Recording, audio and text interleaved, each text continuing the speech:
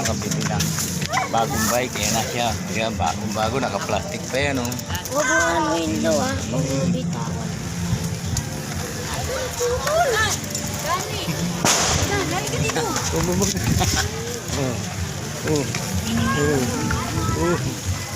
Ang galing. Nanibago siya sa ano, bagong bike.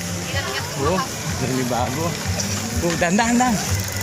Oh, nanibago. Punta muna kami sa simbahan. Oh. Galaw-galaw. Ikusin mo ko. Oh. Dito. Oh, yun.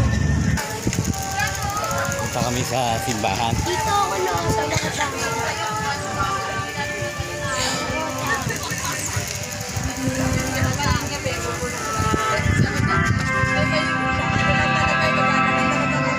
Dito.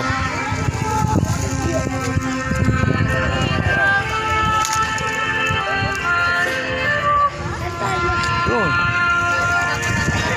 Diyan na lang. Doon muna, simpa tayo. O sige lang. Oh, sige. Hawakin mo lang.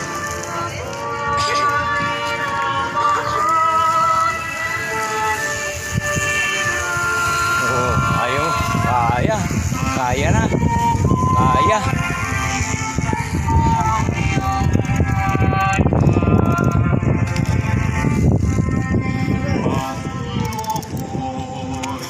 Kaya na. Hawakan mo lang. Para makatulog.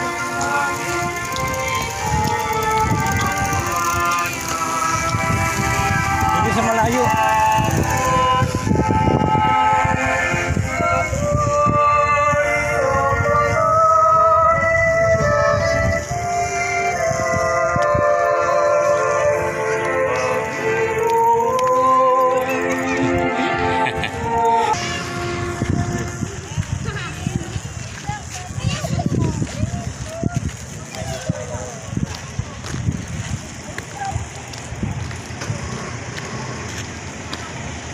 Oh, ano?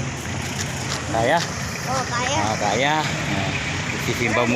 Sisimba muna tayo. Sabi mo sa kanila, guys, simba muna kami. Oh, Guys, may bago na kaming bike ito. May bago na siyang Pakita bike. mo lang. Nakabalot pa, oh. Oh. Yan yung guys. Simba muna kami biyan. Yan. Sumagbig para sa ilang pagkalastan. Ang ating puntimbahan na magkakaroon ng para ng sakto. Ito po ay ang mga parol na inyong iaalay sa isa at isasabit sa dalit.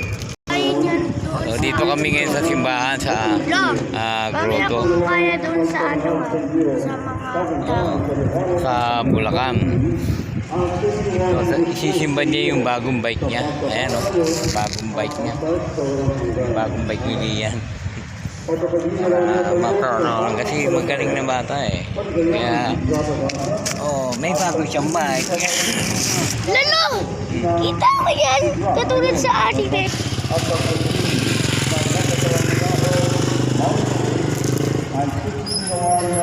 Buti ka po. Hawakan mo lang. Tibay, no? Hindi mo yun. Diba? Hindi kaya ng kamay. Huwag mo munang papahiram niya sa mga hindi pa marunong, ha? Masisira, ha? Lagi mo hugasan yan, pupunasan. Ha?